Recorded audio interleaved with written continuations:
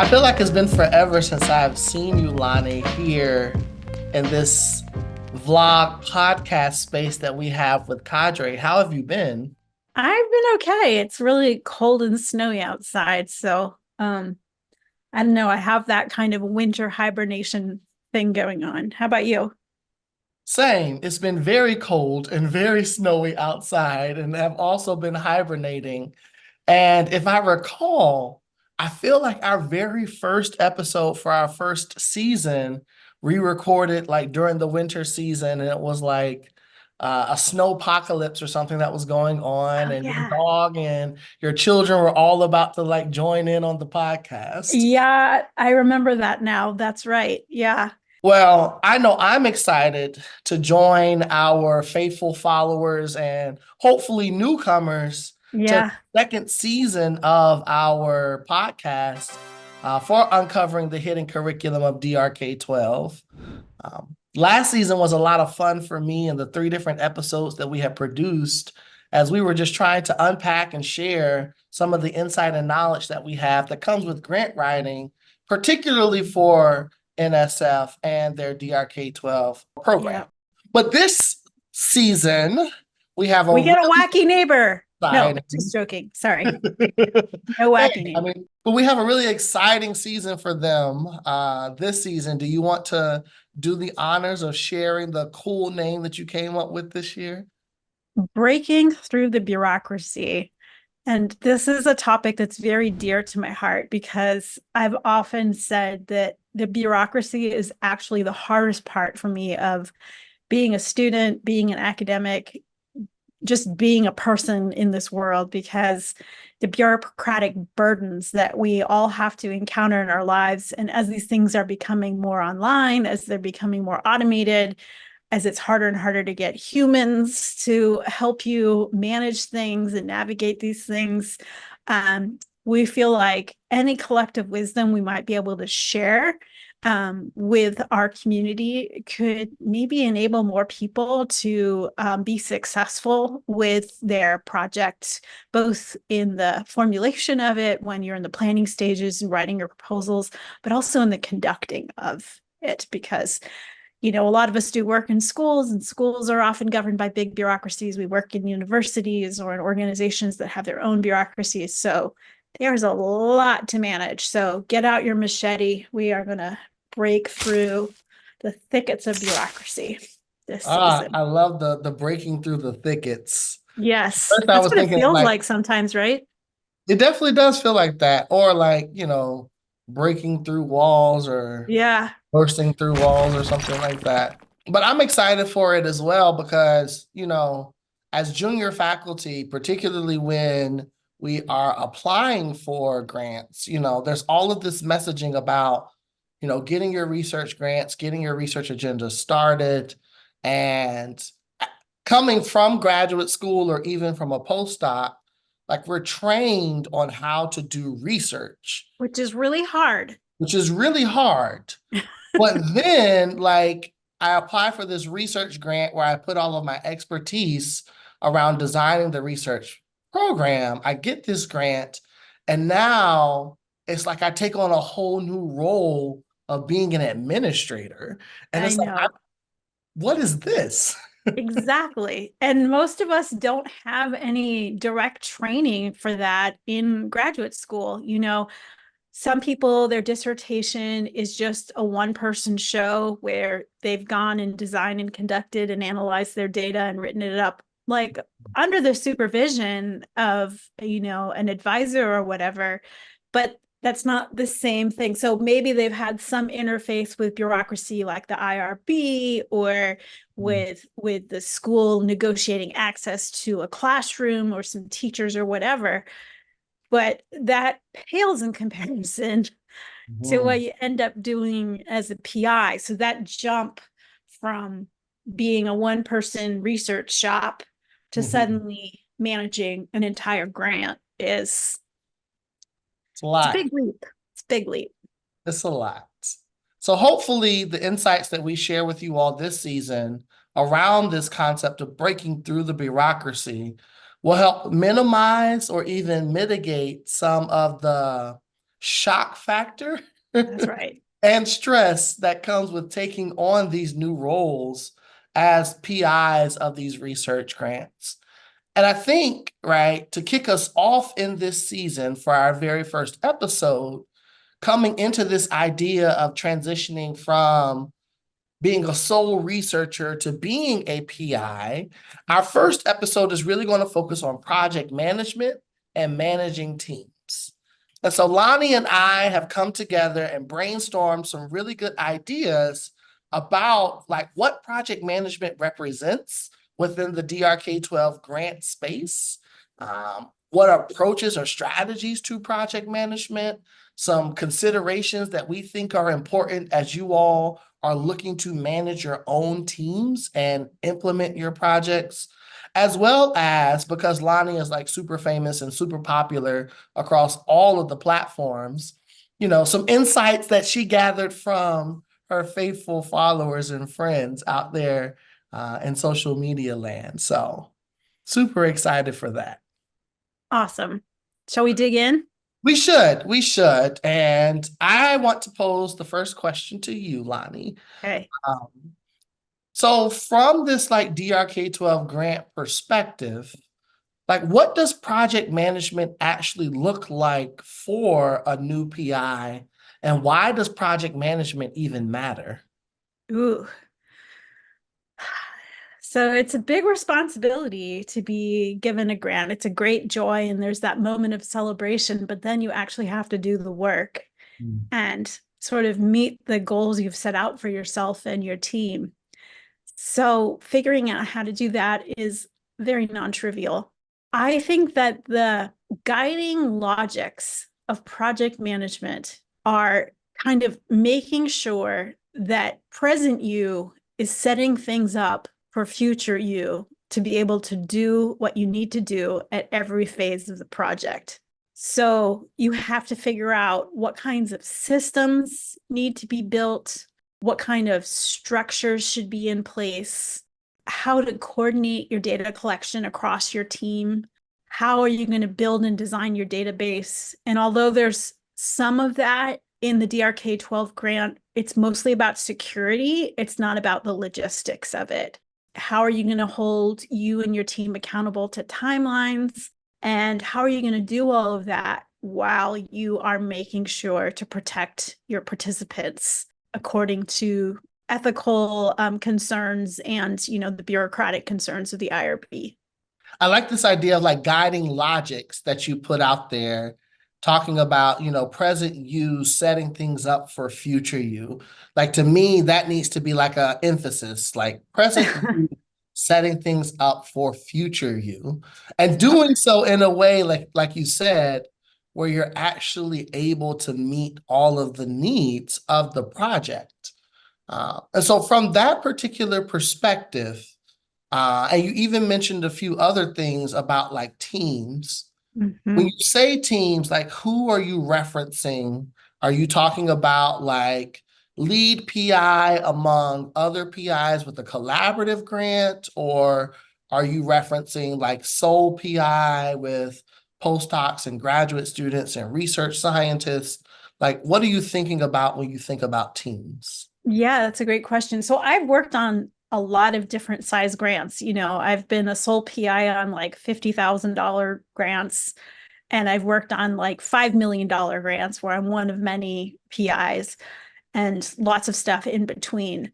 So I think no matter what the size and scale of your project, the logics of setting up present you, setting up future you for success, like that cuts across those team sizes. But I think things do get complicated when you are one of many PIs, when you have a multi-site grant, when there are multiple research kind of programs working in parallel with the same data set. Mm, Um, the coordination demands become a lot harder really quickly mm, as the grant grows. mm. To me, that sounds like that would be an episode all by itself. Oh gosh. So I wonder if, in continuing in our conversations around teams, do we do like the KISS method of keeping it simple? And we talk about like a sole PI with, the person leading their own team of like postdocs and research scientists and graduate and undergraduate students. Sure, maybe we should do that, and I can kind of point to like how you might modify that for a bigger team. That also We works could too. just, because I imagine that this project management episode will be of most use to newer PIs, and Mhm. those folks will probably have smaller projects because usually your grants get bigger as you get more experience as a PI. I like this idea. So for our listeners and viewers, when we reference teams, we're thinking from a like sole single site team. But because Lani is amazing and has had all of the experience, she's also going to be able to make adaptations for those who may have to think about multi-site teams. Yeah, So I just want to have that clarification out there so that you can use this to the best of your ability as you're implementing your work. great. So from this perspectives of teams, let's talk a little bit about like how you approach your team. So one would expect, right, that as the leader of the project, that there would be like certain norms and practices that you would want to kind of establish or put into place. And I mean, because you're engaging and managing people, communication seems to be like number one, but Mm-hmm. that may not necessarily be the case for others. From your perspective, what are some of those like primary norms or practices that you like to kind of establish both as the leader, but also hope that, the other members would kind of pick up on as well? Yeah, that's a great question. And I like that you're starting with communication because I think anything else we talk about is only going to work if the communication processes are um, going well. And that's tricky because people are complicated. So, like you said, you need to work as a PI to establish norms for communication. And I think most NSF grants are, especially at universities, are training grants. So you're working with doctoral students, you're working with postdocs, you maybe have some master's students and undergraduates working with you. So these are novices. These are people with less research experience than you have, presumably, or maybe different research experience depending on how you've constructed your team. But you need, as the PI who is responsible for having the big picture of the project in mind, you need to have regular ways of checking in, both with the whole team and with individuals. And you have to have methods for offering constructive feedback.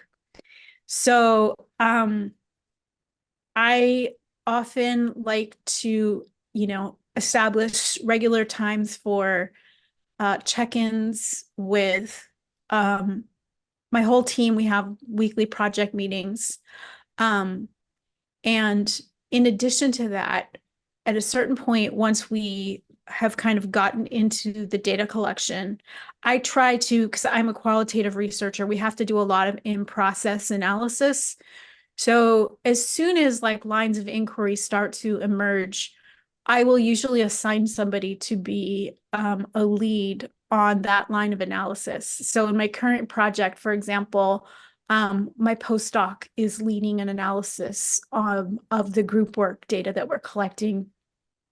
And I have a doctoral student who is leading an analysis on the teacher conversations, and particularly with an eye toward the dilemmas that are being surfaced through those conversations. So we know that those are two things that we're going to need to write about. So I want to make sure that there's in-process work happening.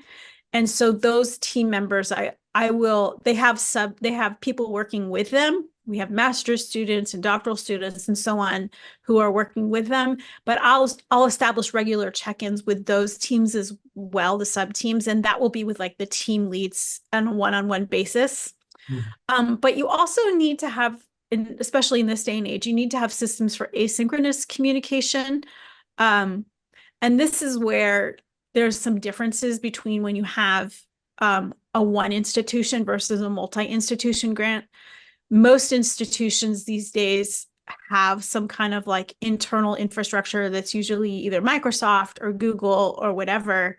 And so we are Microsoft, so you could have like Microsoft Teams be your communication infrastructure.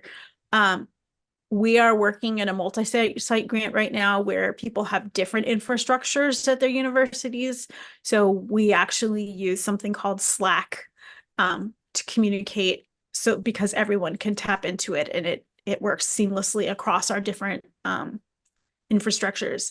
One of the things that's tricky though about all these communication systems, especially once you start to put things online, is to really know what the safety features are in terms of how secure are these things, and where can you put de-identified information versus where do you have to use pseudonyms. So you have to make sure you know the security of the different tools that you use. Mm-hmm. Yeah, I appreciate you sharing that because it's making me think about, even within some of my own projects, stressing communication and really trying to just establish a regular practice of communication Yep. among teams. So, like, I know for me, my internal research team, we have weekly meetings, like you say. Yep. Each group kind of has their own project that they might, well, I have sub projects, sorry, multiple projects. So I have like subgroups working on different projects. And so they Right. could be working and meeting outside of our weekly team meeting. And then we also have a Microsoft. So we use Microsoft Teams Yep. as a way to like organize all of our projects for us to have that asynchronous communication. Um, love my institution and its IRB. And so they are very intentional in making sure that like you name what software you're using in its IRB to ensure, right, that the software has X amount of safety features if Right. you're going to be putting any type of de-identified data on there. So that's something that has been triggered for me as well. But like you said, then on this multi-site partnership, I think about the racial equity grant that I am leading. And because we have so many different campuses, trying to have a Microsoft Teams just wasn't going to work for us. Nope. And so then, outside of like Box being a space to store documents, Right. we also had to think about like a WhatsApp for communication, and then even like an Asana as a project management software to try to help keep all of the things together as we were trying to just communicate with one another. So communication does seem to be like a really core component of project management. 100%. And it took us on my multi-site team. We were intentional to build this into our grant, but we built in a whole year just to try to establish ourselves as a collaborative and what that meant for communication and, reporting and anytime we might speak to the press or just all of that kind of stuff. Wow. Yeah. Has that been your experience with multi-sites? Do you all intentionally build in time to kind of figure these things out, or has it been like a figure it out as we go along type of? For sure. And I think one thing that happens, especially if you iterate with the same team or, just grow it out a little bit, is that you can just extend or adapt infrastructures you've already developed for that kind of communication. So we use Slack on my last project. So it became kind of an obvious thing to carry over. And we already had practices like every sub team had their own channel. And like when we were going to do field work, we'd make a new channel for that round of data collection. So everybody who was involved in that could coordinate, and get into those nitty gritty details that you have to do without blasting the entire team about it, So it's, I think that those kind of asynchronous communication tools are better than email for Hmm. this kind of coordination work because emails get lost in an inbox that's primarily organized by when the email landed.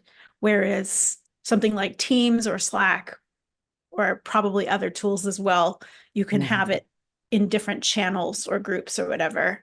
Mhm. Um, so it allows you to kind of keep track of the thread more carefully, more closely. And obviously, like my current project, we're in 4 different time zones.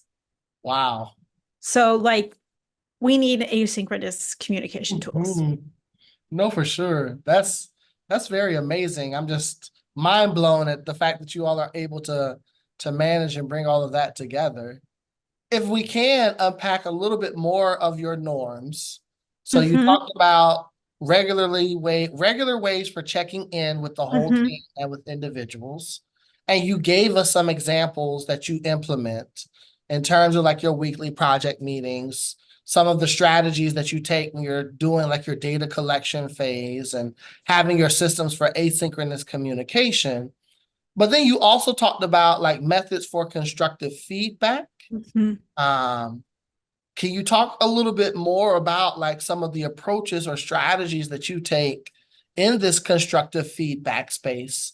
Because, if you've never had to supervise or manage someone before, and now they're a hired personnel, either as a postdoc or a research scientist or graduate or undergraduate student, like you would want to, I would hope, right, invest in their success and see them grow and develop, which does require constructive feedback because That's nobody's right. perfect in these such situations. That's right. And so honestly, I think when I think about where did I learn some of these project management um, approaches, a lot of it comes from being a teacher.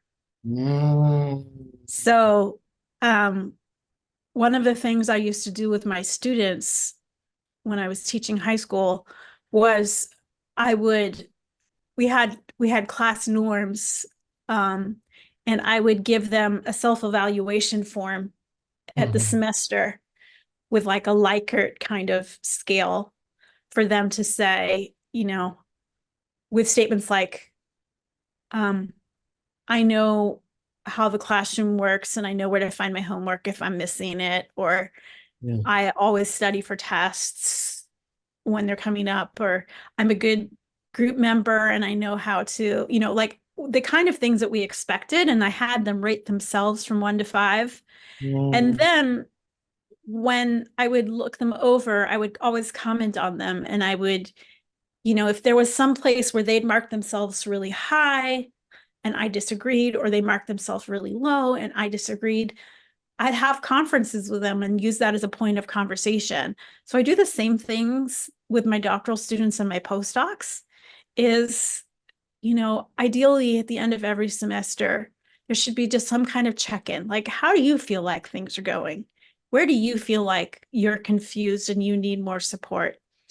Um, and then we can have those kind of one-on-one check-in conversations. And that's information for me as a PI, both in terms of maybe there's like some infrastructure missing because, or some communication that's been missing. A lot of us used shared calendars, for example, Mhm. now, right, where we can invite people to events. And so that's another piece of project infrastructure for communication. But maybe somebody doesn't feel like they have the authority to make events. And so maybe all that needs to be cleared up is like, oh, no, no, you should go ahead and put that on the calendar Mhm. if you're doing that so that we know what's going on. And, just like simple things like that can often be cleared up through those kinds of check-ins. But one of the things where being a PI is a little more like being a teacher than being an employer, is that we are working with folks who are not at will employees, in the sense that if, let's say your project starts in August and by October, you see things aren't kind of going as you expect. You can't give somebody 2 weeks notice and then hire a new doc student or even a new postdoc most of the time. That's a pretty complicated thing to do because Mhm. of admission cycles, of, academic hiring cycles and so on. So you got to figure out ways to work with who is on your team. Mhm. And that's why I feel like being a teacher was actually good preparation, because you don't get to choose what students are in your class either. Um, and so having strategies for working with people where it's not going as you expect Mhm. is really, really critical for being an effective PI. I like this. I like this a lot. Tapping into your teacher mindset. That's right. Look, can we get that at the bottom? Tapping into your teacher mindset, recognizing that a majority of our DRK-12 researchers have served as teachers in some kind of capacity. Right. I haven't implemented the Likert evaluation in my research projects before, so that is definitely something that I plan on taking away from this conversation. I've done it in my classrooms where I've had like peers evaluate each other and then Mm-hmm. provide some kind of written feedback. But I like this idea of being able to actually have something concrete to kind of reference as you're having these conversations. And it also makes me think about then, in order for us to be able to have sort of this list of items to self-evaluate or, not peer evaluate, but PI As a evaluate. discussion point, it's like as a Mhm, discussion point with for you as a PI and whoever you're working with. mhm.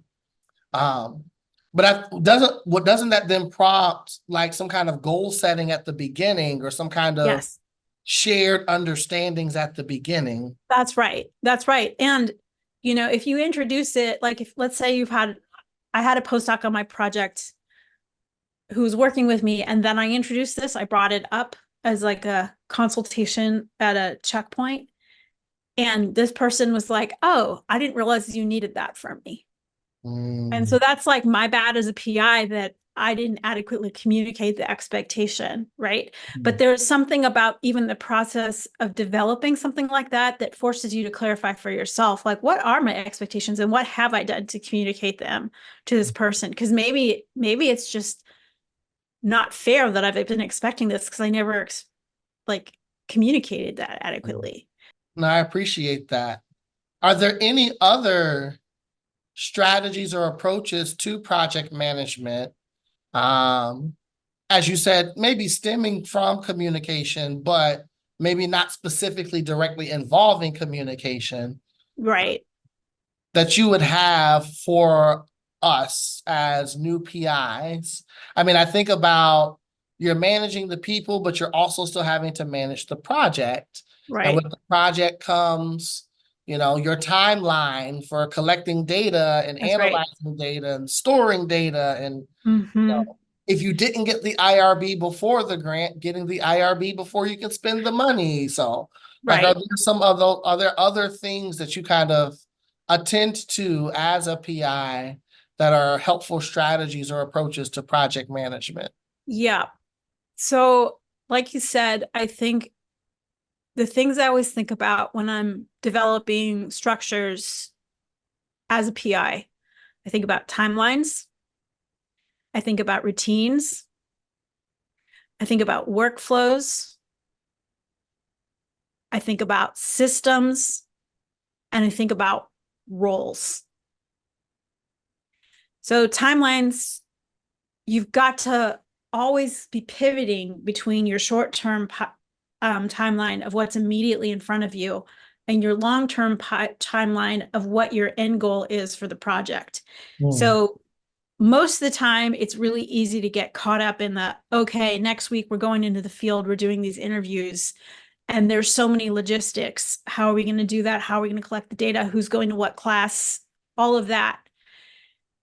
And if you never look up from that and go, okay, how many data collection trips do we need to do this year? How is this going to serve our ultimate goal? Do we need to add any additional protocols from what we're finding? If you never look up from the short timeline, I don't know. That seems like a recipe for, having to do an annual report and suddenly realizing, oh no, we missed right. all this stuff. So just like there's regular timelines where you would check in with postdocs and doctoral students, maybe like the end of a term. So if you're on quarters, like every quarter, if you're on semesters, every semester, checking in with your timelines on a regular basis. So that's kind of a routine.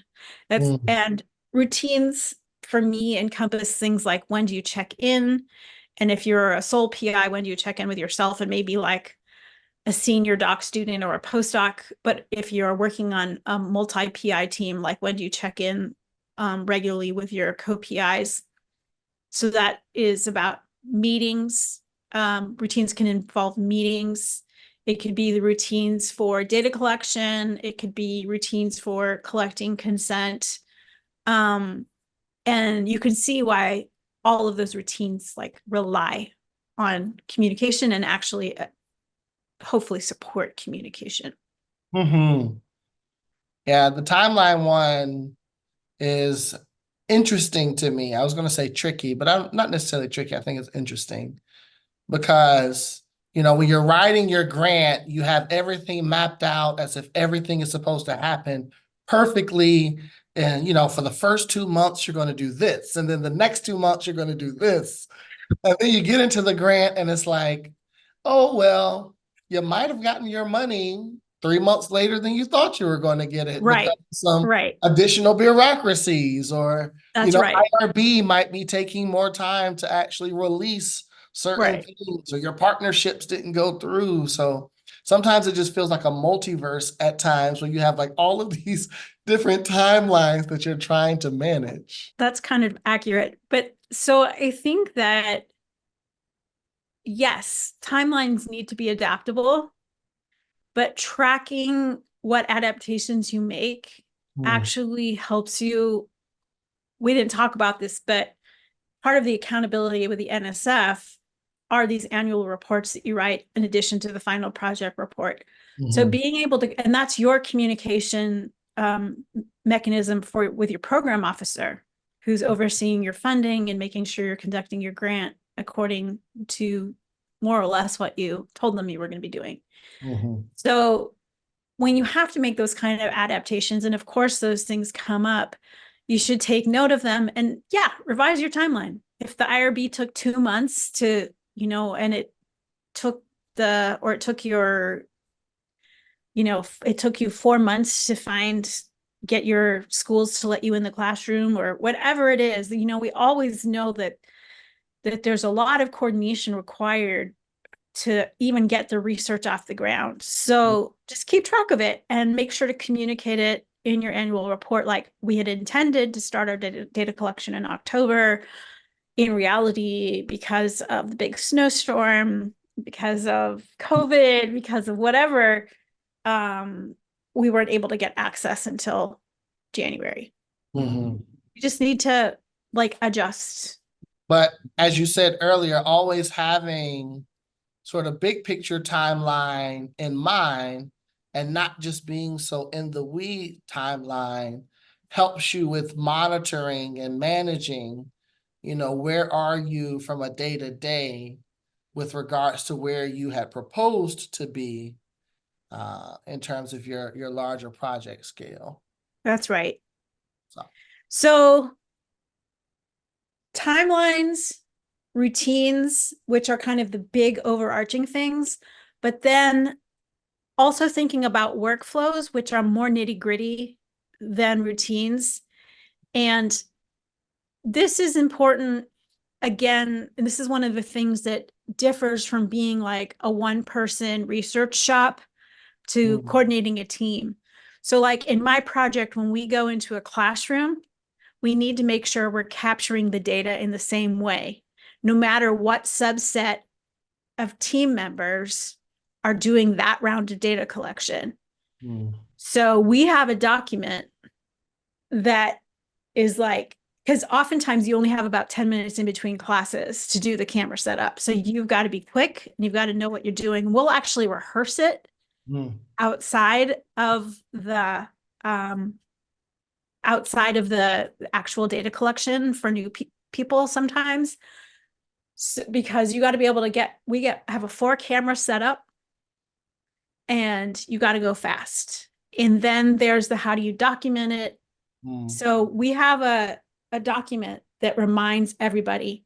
and we keep that document, a hard copy of it, in our camera kits. Mhm.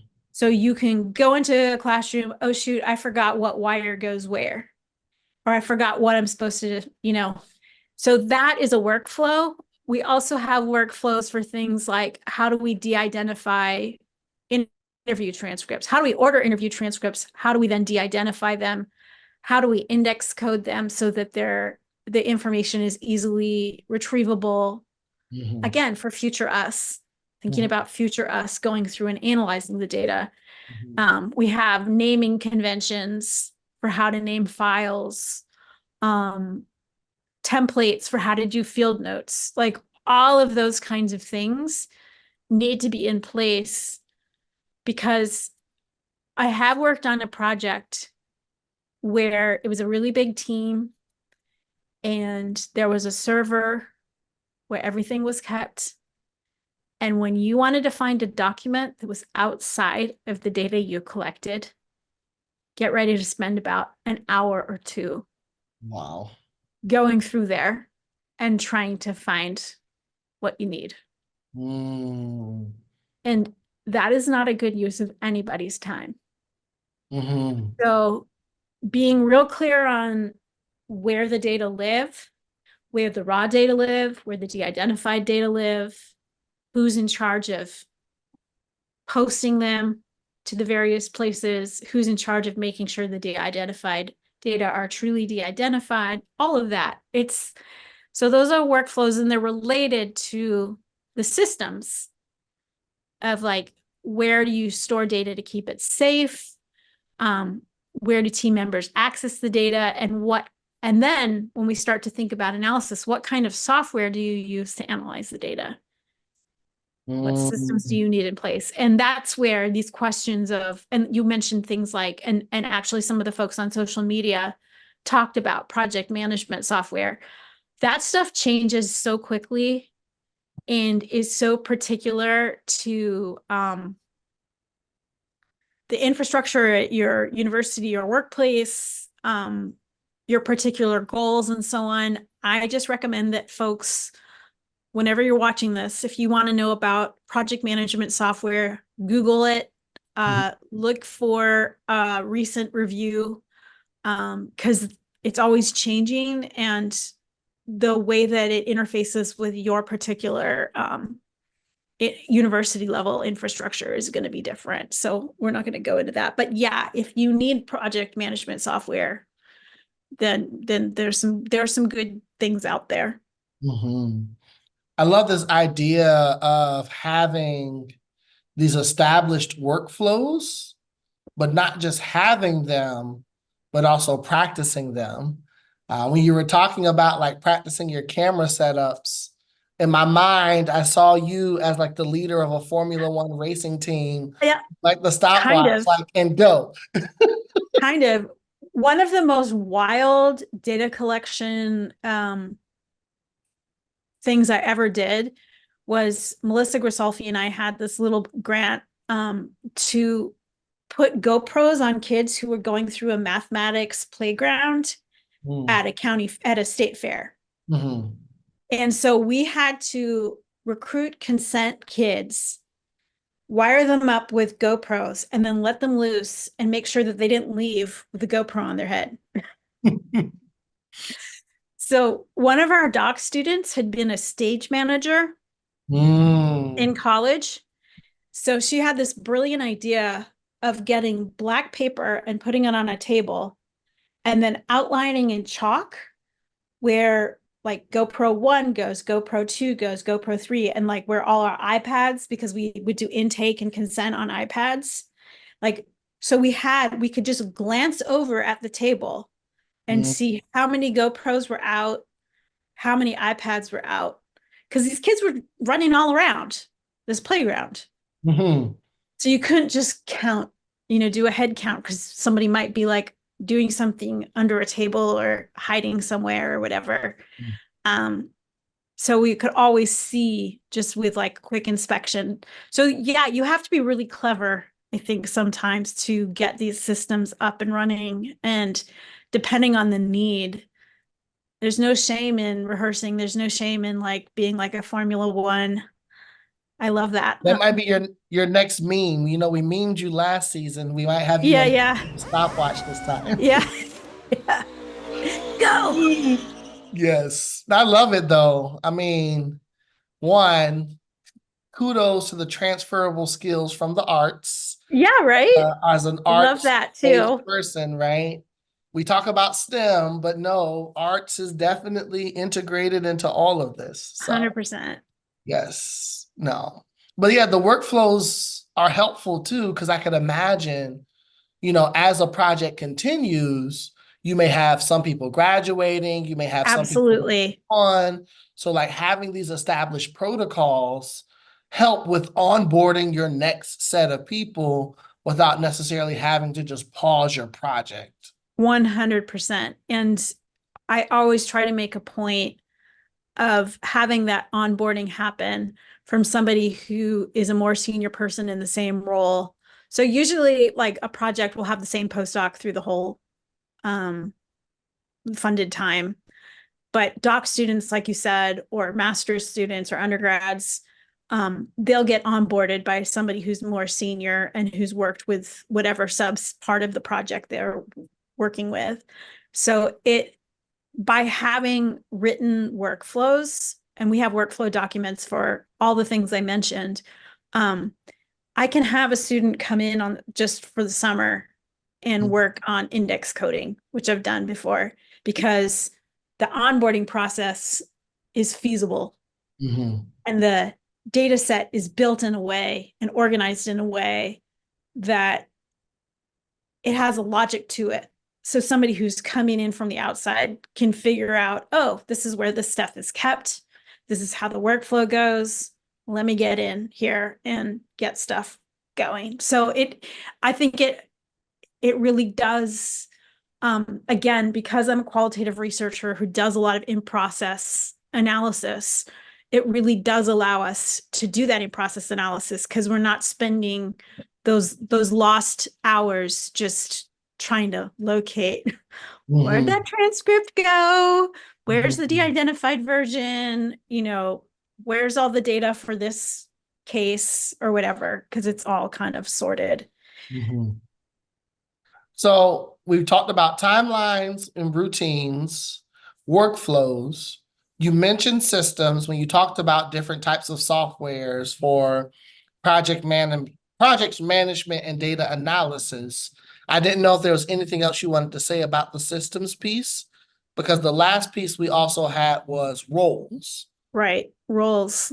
So I already kind of mentioned when I was talking about the communication and team building that I will appoint leads on different lines of analysis Mhm. so that there's somebody who is accountable for making sure that that work gets done and seeing it through.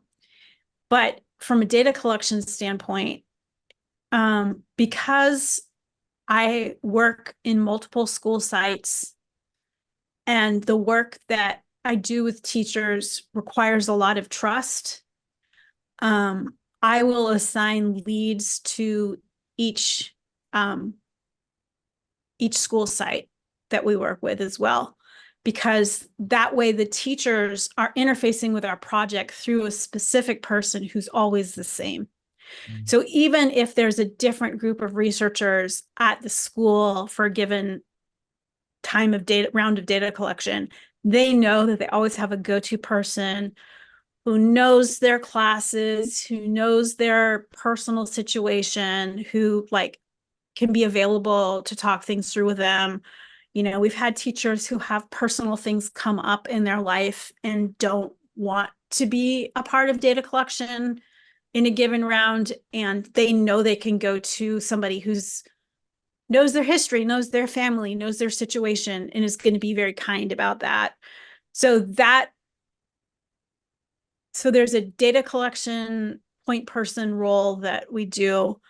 And then there's a lines of analysis role. And in my multiple PI situation right now, we also have roles for each of the co-PIs, of like what they are taking charge of, like analytically and what their teams, because they'll have teams of grad students as well under them, what their teams are responsible. So it's, kind of like you could picture an org chart, Mm.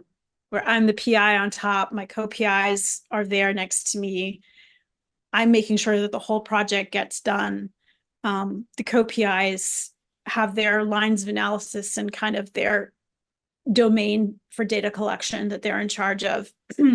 And then we have our sites, and there's site leads for each of those sites. We have our lines of analysis, there's leads for each of those. So this is helpful for me as the PI on top of all of that, because I know who to go to Mm. ask for, how's this analysis going? How's this paper coming along? You know, if I need, like, honestly, right now, having used this structure in the past, I'm doing a secondary analysis for some data that we collected like 8 years ago now. Mm. And I don't remember this really nitty gritty detail Mm. about a particular school and teacher. And so I know who to ask, because that former doctoral student like lived in that classroom, lived with those teachers, and like still keeps in touch with them. Mm. So I can say, hey, can you remind me, like, what was the deal with this situation? And in my project designs, there's always room for, especially for doctoral students and postdocs, for their own interests to kind of bubble up. Mhm. I'm always trying to listen to, like, what's interesting to you about this? Mhm. Because in my experience as a teacher, as a mom, as a professor, like, people are, if you are able to tap into people's passions Mhm. and interests, you're going to go a lot farther together than if you're making them do something that is very outside of what they care about. Makes a lot of sense. Makes a lot of sense. So, Lonnie, we talked about why project management matters. Yep. And you were like, present you setting things up for future you to be successful. So that was like a Lani logic gem right there that was dropped. Right. Then Right. we kind of talked about, norms for communication and establishing those norms ahead of time with Right. regular ways for checking in with the whole team and the individuals, needing methods for constructive feedback, understanding the different safety features of any kind of communication-based software that you're leveraging so that you're not violating any of your IRB or protection of human subjects. Mhm. You gave us more gems when you talked about your approaches and strategies, breaking it down into like timelines, routines, workflows, systems, and roles. And it's like at this point, is there anything else that I could ask of you as we're thinking about this idea of project management and being a new PI and being able to execute and monitor the grants that you're implementing? One more thing that's really important, Mm-hmm. which is authorship. Ooh, yes. I've heard a lot of different kinds of authorship agreements happen on teams. I know that there are PIs out there whose norm is, if I'm the PI, I'm at last author on everything. Mm. I do not do that for a variety of reasons, and that's a conversation for another day and another time. But whatever your authorship practices are, it is good to introduce them early, and it is good to check in regularly as manuscripts are being developed, Mhm. because a lot of us academics are interested in all the things and want to Mhm. have our hands in all the pies. But really, authorship should go to the people who are doing the work. And so when we are developing manuscripts on my projects, we'll kind of set out a call like, okay, we're in push phase here. We have these data. We're going to be looking at them. This is the argument we think we're after. This is the research question we're asking, whatever it is. And a lot of people will volunteer and want to participate, but at a certain point, we need to be clear on who's taking the lead, Mhm. who's actually participating with the writing. Because in my practice, if you've participated in a data analysis, fabulous. You get an acknowledgement in the acknowledgement section. But the Mhm. kinds of arguments we're writing, often the heavy lift is in the writing.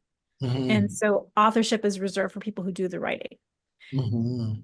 Again, I know there are multiple practices across different kinds of researchers. So I'm not advocating for my practice in particular, but I'm saying whatever your practice is, it needs to be clearly articulated, it needs to be adequately communicated, and it needs to be revisited as manuscripts are under development. Because where I have seen a lot of academic relationships go sour Mhm. is when authorship disputes come up. And Mhm. so I think that as the PI, I feel extra responsibility to try to be proactive and kind of head those things off before they become issues. Because people, especially if you have put your heart into something and somebody suddenly swoops in at the 11th hour and wants a piece of it, like, you need to be ready. How are you going to handle that situation? How are you going to mediate that situation? Mhm. And emotions can run high in those conversations. Yeah, you opened up a whole can at the end there, Lani. Well, let me just say, don't leave that one off the table. No, I appreciate it. Just thinking about my own experiences navigating these authorship agreements. And like you said, relationships can flourish through these. And I've had Absolutely. opportunities where, I've made some really great friends and we write together and, we have in mind what our strategy and our system is in writing together. And then there have been situations where I've been in some of those very sour situations where it's like there's a lot of effort and work that somebody was putting on a particular manuscript. And somebody, because of just the nature of being a part of the grant and whatever kind of capacity, trying to keep it vague without making it too whatever, felt obligated to be part of it. And that did cause a lot of debate and a lot of discussion. So it is worthwhile having those conversations. Um, and I don't know, that might be a navigating a bureaucracy topic that we consider for the future because there's all kinds of juicy stories I'm sure that exist. There are And then I think about the power dynamics too, like 100%, which authoring is with part of why, students and yep, junior which is part of faculty. why it needs to Yeah. be come out early, Hmm. especially if you're a PI whose practice it is to be an author on everything. Like, Hmm. do not tell people that at the last minute. Hmm. Yes. Not at the last minute at all. Well, as we end on such a salacious moment, I know, just right? as Like, a everyone's going to want after we press stop on the recording, they're going to want to know what we yes, really say, but we're what not was going the to tell you. conversation post? Hey, I mean, if you catch us in person one day, you never know. Like, You never know. but for this instance, as we shared earlier with our recap, as we think about project management, we really want you to think about how you can set things up in your present to ensure a successful future. We want you to think about norms for communication. So, how are you checking in? How are you providing constructive feedback? How are you thinking about safety, data safety in this age of digital everything? And then being intentional in some of these strategies, like managing the multiverse of timelines, establishing your routines, having those workflows so that you can be a Formula One team like Lani, having the systems in place, and then being very intentional in roles. And most importantly, having those conversations about authorship agreements early and as soon as possible, but also recognizing that you can revisit those agreements That's even as right. manuscripts are going throughout the writing and publishing process. That's right. Good summary. You are always the master summarizer. It's incredible. I try to take some notes, because there's all of these jewels that you provide. So All right. Well, I think we did it. I think we did our first episode. I think we did. And hopefully you all will join us again this season as we continue to break through some of these bureaucracies. Yay.